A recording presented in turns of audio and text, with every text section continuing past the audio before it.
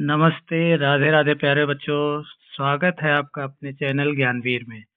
अगर आपने यह प्री बोर्ड एग्जाम दिया है और सोच रहे हैं कि कहाँ नंबर कटेंगे और कहाँ पूरे मिलेंगे, तो ये वीडियो आखिरी तक जरूर देखना, क्योंकि आज मैं सिर्फ उत्तर नहीं, बोर्ड एग्जाम की नज़र से पूरा पेपर सॉल्व कराने वाला हूँ। इस वीडियो में आपको मिलेगा सभी प्रश्नों के 100% सही उत्तर, बोर्ड की कॉपी की स्टाइल में उत्तर कैसे लिखे जाते हैं ठीक वैसे ही, और कौन सा बोर्ड एग्जाम में दोबारा आ सकता है वीडियो, उसको भी जानने के लिए आप पूरा वीडियो देखिए। तो आप लोग ये देख लीजिए जो प्री बोर्ड हुआ था, सिर्फ इस प्री बोर्ड को हम लोग सॉल्व ही नहीं करेंगे, पूरा हमारा सिलेबस रिवाइज हो जाएगा इसमें, ये आप समझ लीजिए। पूरा वीडियो अगर देखेंगे तो पूरा सिलेबस आपका लगभग रिवाइज हो जाएगा। उस तकरीबन मुझे जो लग रहा है करीब 30 से 40% तो आपका यहीं से पेपर आने वाला है। तो चलिए हम लोग इसको सॉल्व करते हैं। एक बार फिर से आप लोग ये पेपर देख लीजिए जो आपका पेपर था, और हम इस लोग इसको तो आइए मिलकर हम पेपर को सॉल्व करते हैं। सबसे पहले बहुविकल्पीय की शुरुआत करेंगे। तो नंबर 1 के क्वेश्चन में था कि निम्न में से कौन पैलास्टिक गणराज्य में शामिल नहीं था। तो अगर इसमें हम बात करें, सबसे पहले पैलास्टिक गणराज्य हैं क्या, तो इसमें 3 देश थे, एंटोनिया था, लातविया था और लिथुविया था। तो इन तीनों देश से पहले ये सोवियत संघ यूएसएसआर का हिस्सा थे।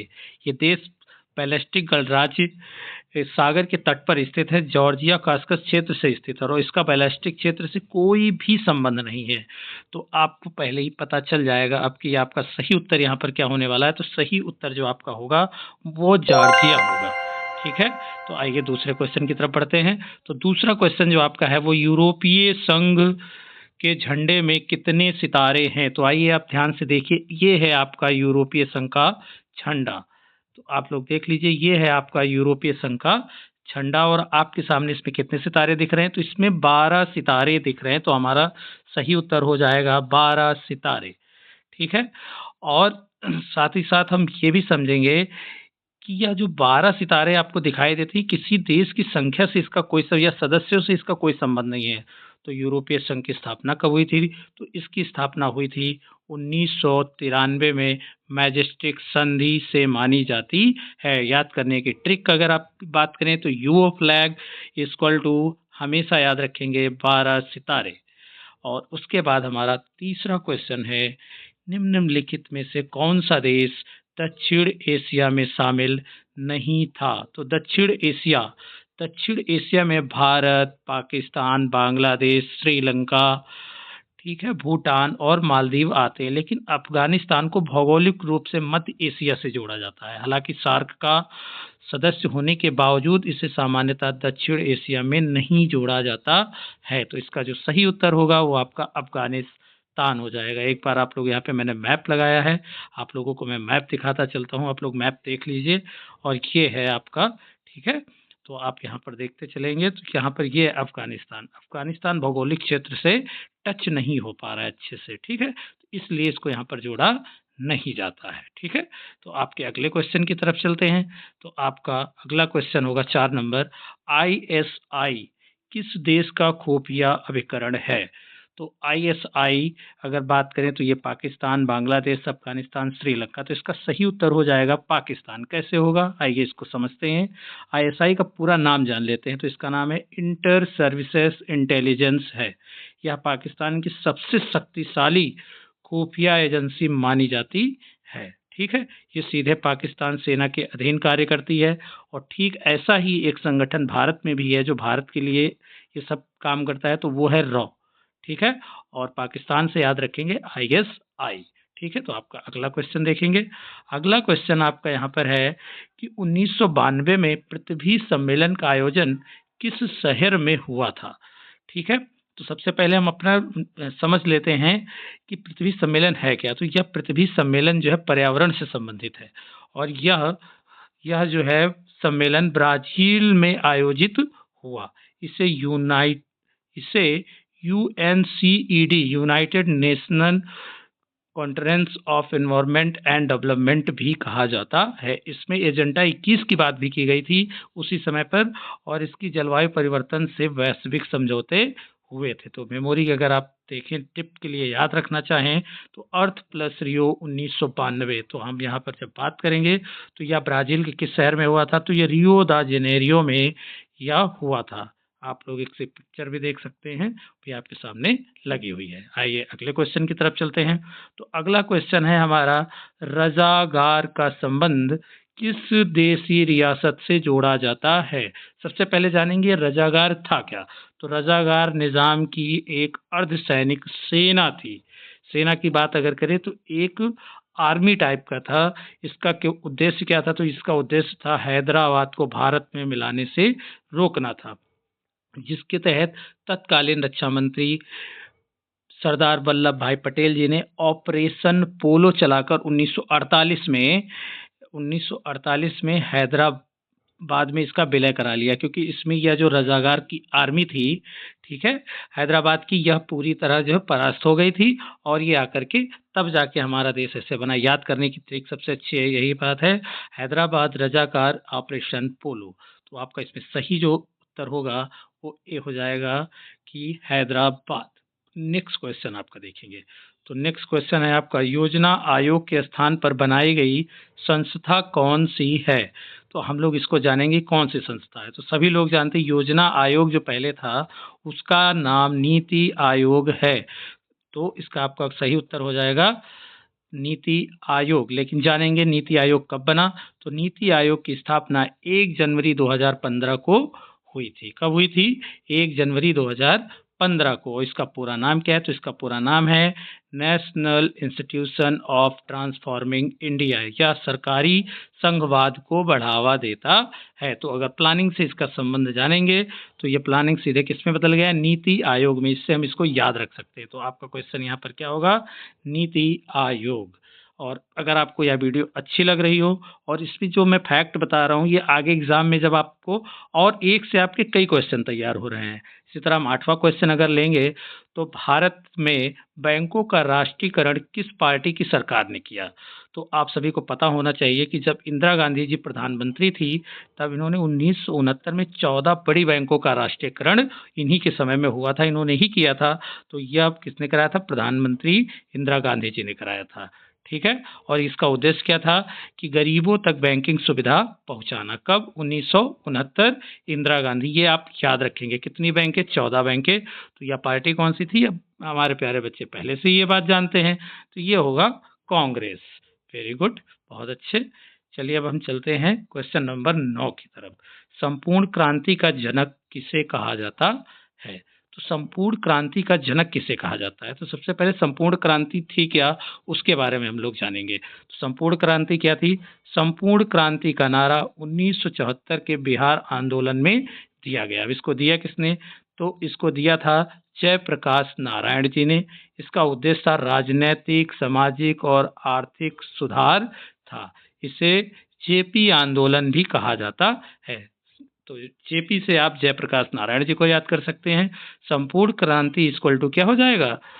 जेपी हो जाएगा। तो आपका यहाँ पे तैयार। तो आपका जो यहाँ पे क्वेश्चन हो जाएगा वो क्या हो जाएगा? सा वाला सही, यानी कि जयप्रकाश नारायण।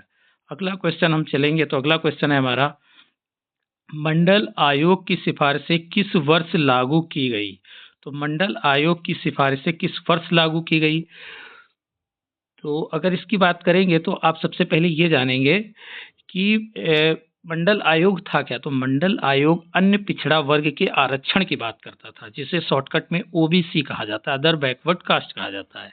तो इसको प्रधानमंत्री बीपी सिंह ने इसे लागू किया था। कब लागू किया था? तो और क्या इसमें बात थी ओबीसी के लिए? तो ओबीसी के लिए इसमें 27% आरक्षण की मांग की गई थी और इसमें इसको दिया भी गया। ठीक है, इसी जो है सिफारिश के तहत इसको दिया भी गया और इससे भारतीय राजनीति में बड़ा सामाजिक परिवर्तन भी आया। अगर आ जाए कि मंडल आयोग की सिफारिशें या इनके 3 उद्देश्य लिखिए तो आपके सामने तीनों लिखे हुए हैं। और ये कब लागू हुआ था? तो यह आप अच्छे से जान चुके हैं। अब 1990 आपका क्या होगा? सही उत्तर यहाँ पर होगा। ठीक है, तो अब आपके बहुविकल्पीय पूरे हुए।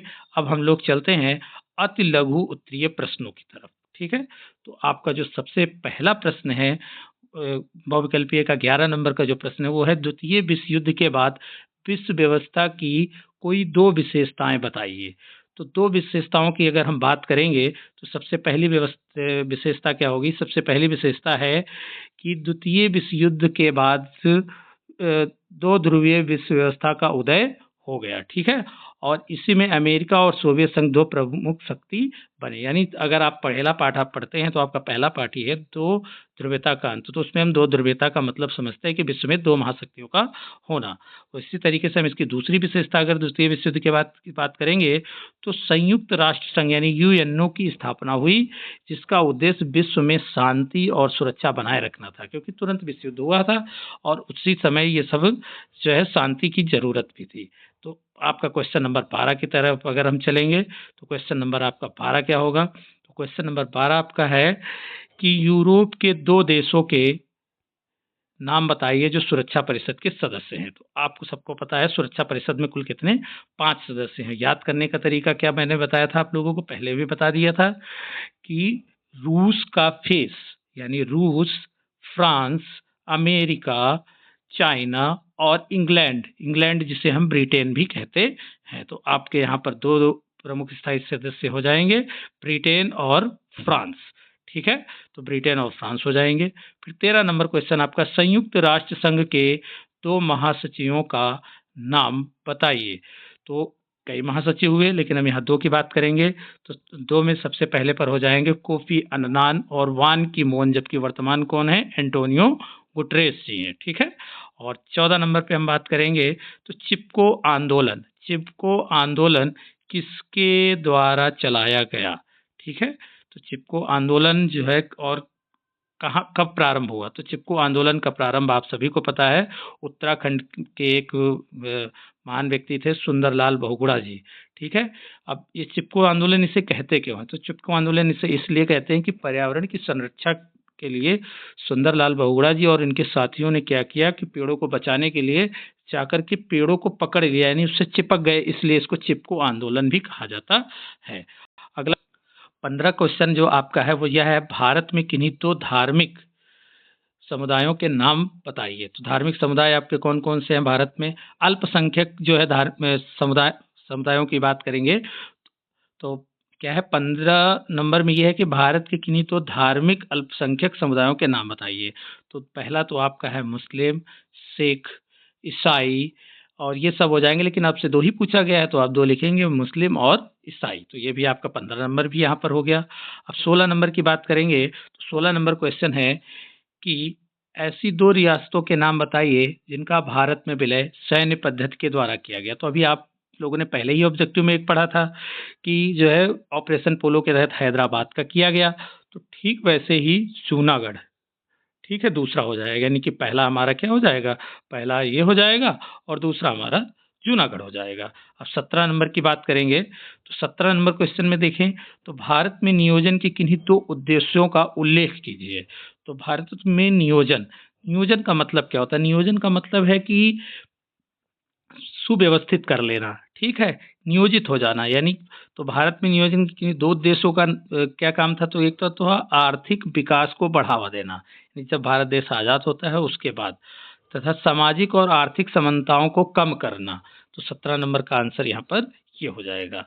18 नंबर आपको ऐसे ही एग्ज़ाम में भी लिखना है, जितना एग्ज़ाम में लिखना है उतना ही यहाँ पर बताया जा रहा है।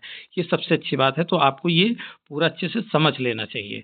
तो मंडल आयोग की किन्हीं 2 सिफ़ारिशों का हमको उल्लेख भी करना है। पहले ही मंडल आयोग के बारे में मैंने आपको इतना अच्छा बता दिया, तो आप लिख सकते हैं वहीं से उठा कर के फिर कि अन्य पिछड़ा वर्ग ओबीसी को 27% आरक्षण देने की सिफारिश की गई और सरकारी योजनाओं और शैक्षिक संस्थानों में पिछड़े वर्गों को आरक्षण देने की बात की गई।